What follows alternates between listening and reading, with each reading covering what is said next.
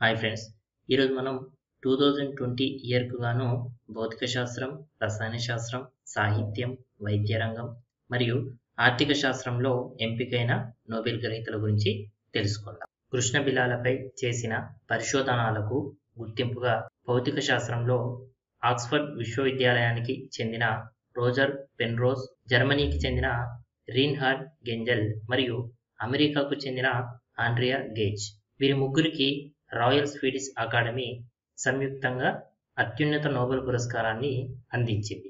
1956 మరియు 1972లో John బడ్డిన్కు double Nobel prize లభించింది. 1915 సంవత్సరంలో లారెన్స్ బ్రాగ్ 25 సంవత్సరాల అతి చిన్న వయసులోనే ఫిజిక్స్ నోబెల్ అవార్డును గెలుచుకున్నారు. 1903 సంవత్సరంలో మేరీ క్యూరీ ఫిజిక్స్ మరియు కెమిస్ట్రీలో నోబెల్ను అందుకున్నారు.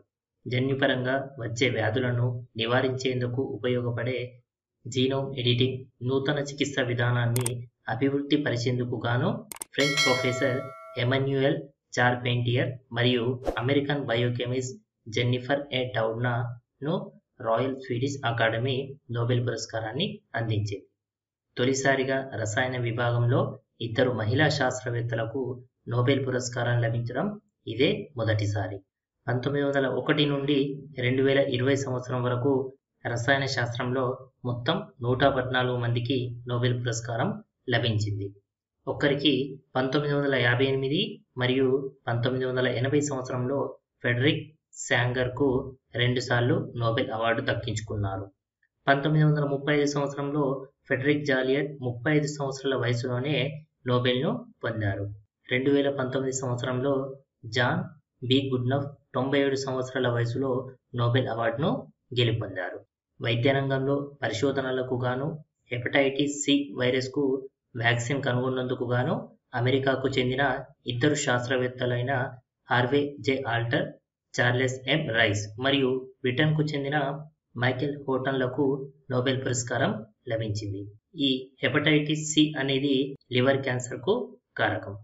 1923 సంవత్సరంలో ఇన్సులిన్ అనే దానిని డిస్కవర్ చేసిన దానికి గాను ఫ్రెడరిక్ జి బ్యాంటింగ్ 32 సంవత్సరాల చిన్న వయసులోనే నోబెల్ అవార్డును దక్కించుకున్నారు.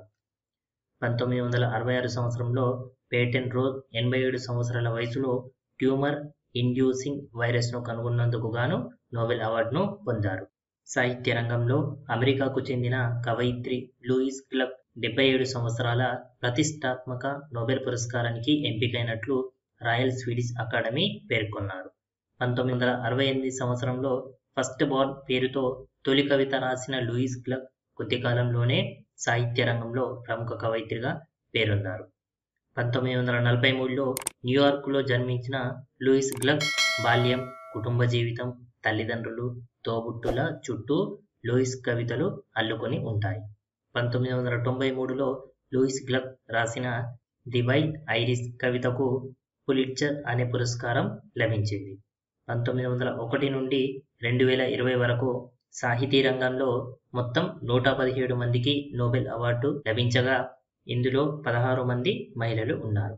సాహిత్య రంగంలో నోబెల్ పురస్కారం దక్కించుకున్న 16వ మహిళ ఈ లూయిస్ గ్లక్. సంక్షోభిత ప్రాంతంలో సేవలందించినందుకు గాను, ఆకలి తీర్చడం, జీవన స్థితిగతులు మెరుగుపరిచినందుకు గాను మరియు ప్రపంచవ్యాప్తంగా అత్యంత ప్రమాదకర ప్రాంతాల్లో సేవలందించడంలో ప్రత్యేకతను చాటుకున్న కారణంగా WFP ప్రపంచ ఆహార కార్యక్రమంకు 2020 నోబెల్ శాంతి పురస్కారం లభించింది. 2019లో 88 దేశాల్లో 100 మిలియన్ల మందికి WFP ద్వారా ఆహారం లభించింది. వేలం సిద్ధాంతాన్ని అభివృద్ధి చేయడం, కొత్త తరహా వేలం పద్ధతులను కనిపెట్టినందుకు గాను కాలిఫోర్నియాలోని స్టాన్ఫర్డ్ విశ్వవిద్యాలయానికి చెందిన ప్రముఖ అమెరికా ఆర్థిక శాస్త్రవేత్తలు అయిన Paul R Milgrom, Robert B విల్సన్కు 2020 నోబెల్ పురస్కారం దక్కింది. వీరు కనిపెట్టిన ఆధారంగా అటు విక్రయదారులు, కొనుగోలుదారులే కాక పన్ను చెల్లింపుదారులు కూడా ఎన్నో ప్రయోజనాలు పొందుతున్నారని నోబెల్ కమిటీ పేర్కొంది.